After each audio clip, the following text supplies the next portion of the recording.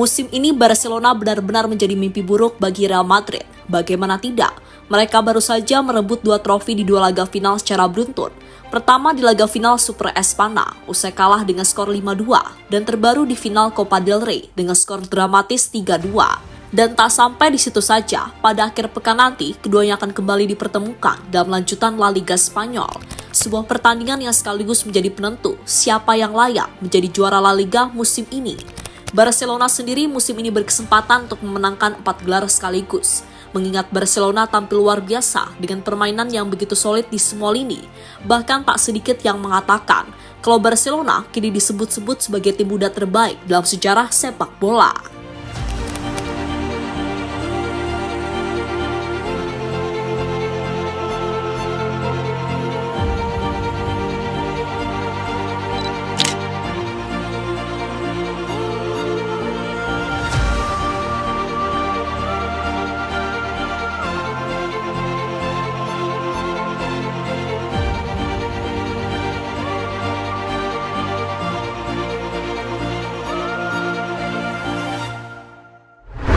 Musim 2024-2025 menjadi panggung gemilang bagi FC Barcelona. Keputusan tim Catalan untuk mengontrak Hansi Flick pun kami pikir jadi keputusan jenius di awal musim. Pasalnya, di bawah kepemimpinan Hansi Flick, raksasa Catalan ini menjelma menjadi kekuatan yang menakutkan. Hanya melakukan transfer Dani Olmo sebagai pembelian signifikan. Barca yang awalnya dihadapkan pada masalah finansial, akhirnya banyak mempercayai para pemain muda. Mantan pelatih timnas Jerman itu akhirnya menarik pemain-pemain akademi mulai dari Casado, Gerard Martin hingga Hector Ford untuk masuk ke tim utama bersama pemain muda lainnya layaknya Lamine Yamal, Cubarsí, Balde hingga Gavi dan Pedri. Di mana hasilnya entah apa yang dilakukan Hansi Flick, para pemain muda ini menjelma menjadi pemain yang tampil luar biasa saat dipercaya untuk main di lapangan.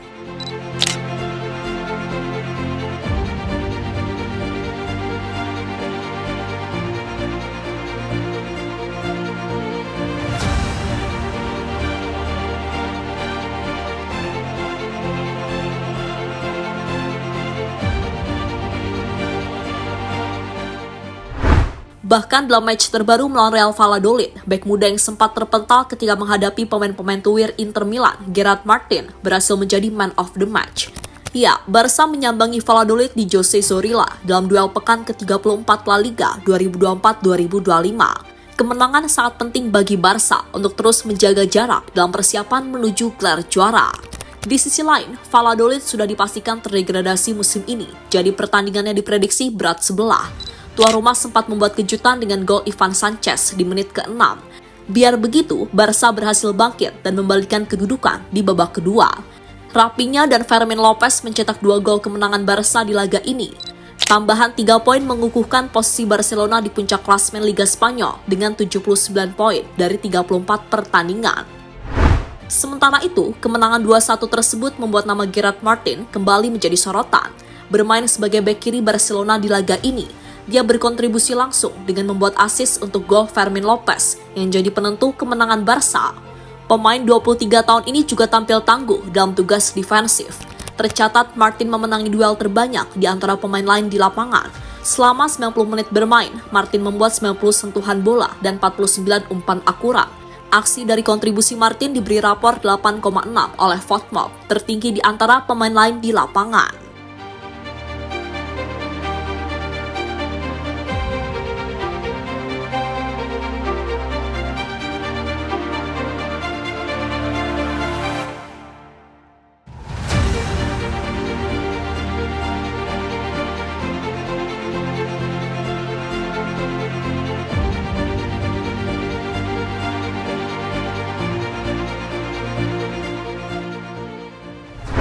Tim muda paling mengerikan dalam sejarah.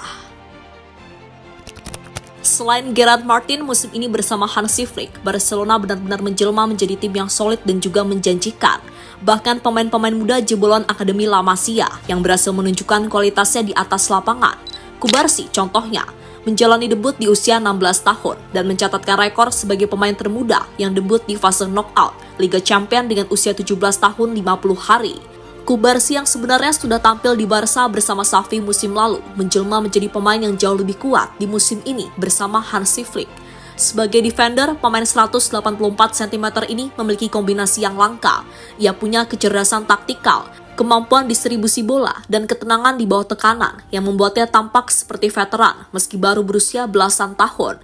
Ia bagus dalam membaca permainan, melakukan tackle tepat waktu, dan memulai serangan dari lini belakang dengan umpan-umpan akurat. Selain itu, ia juga memiliki kemampuan membaca pergerakan penyerang lawan, memungkinkan Barcelona mencatatkan rata-rata 7 jebakan offside per laga, tertinggi di 5 liga top Eropa. Dan lihatlah bagaimana aksi-aksinya di lapangan yang begitu mengesankan.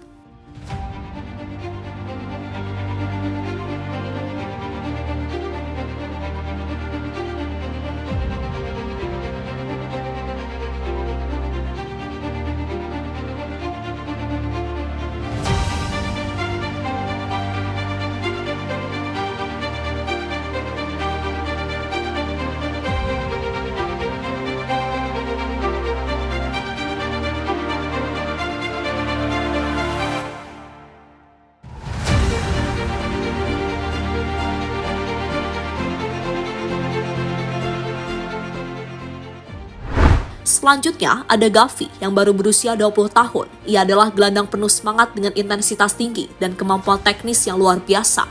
Sebelum cedera ACL-nya pada November 2023, ia adalah jantung lini tengah Barcelona. Dan di musim ini setelah kembali dari cedera panjang, Gavi menunjukkan tanda-tanda kembali ke performa puncak.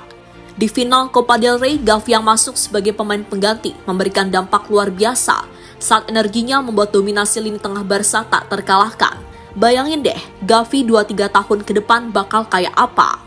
Selain itu, ada juga Pedri yang baru berusia 22 tahun. Ia adalah gelandang terbaik di musim ini. Belum lagi Alejandro Balde yang baru berusia 21 tahun. Fermin Lopez juga baru 21 tahun, dengan Hector Fort 18 tahun, hingga Bernal 17 tahun. Coba bayangkan, pemain-pemain yang sudah bermain bak monster di usia saat ini terus berkembang dalam 2 hingga 5, bahkan 10 tahun ke depan.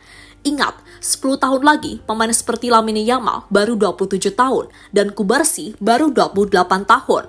Mereka masih punya banyak waktu untuk berkembang menjadi jauh lebih mengerikan lagi.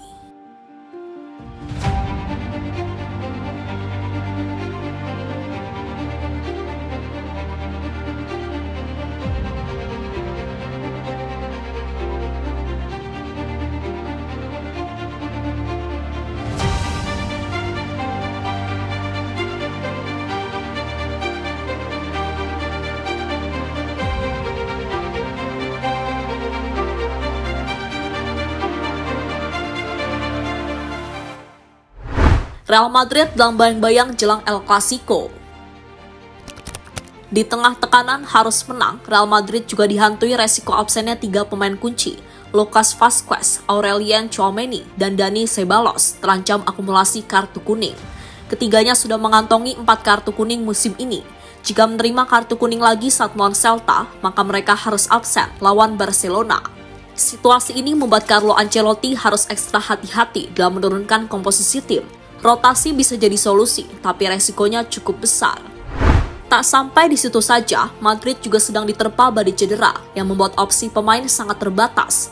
Antonio Rudiger sudah dipastikan absen hingga akhir musim. David Alaba dan Ferland Mendy juga masih dalam pemulihan. Oleh karena itu, Tchouaméni bisa saja diturunkan sebagai bek tengah darurat. Absennya Camavinga pun membuat Ceballos jadi pilihan penting di lini tengah. Kehilangan dia akan memperparah krisis gelandang. Lucas Vazquez kini menjadi satu-satunya bek kanan alami yang bisa dimainkan. Dani Carvajal masih dalam proses penyembuhan dari cedera panjang. Artinya, jika Vazquez terkena kartu kuning dan absen di El Clasico, Madrid nyaris tak punya bek kanan murni. Sebuah resiko besar di laga sepenting itu. Dengan kata lain, menjaga kebersihan catatan kartu saat lawan Celta jadi keharusan. Satu keputusan ceroboh bisa berdampak besar pada laga melawan Barca.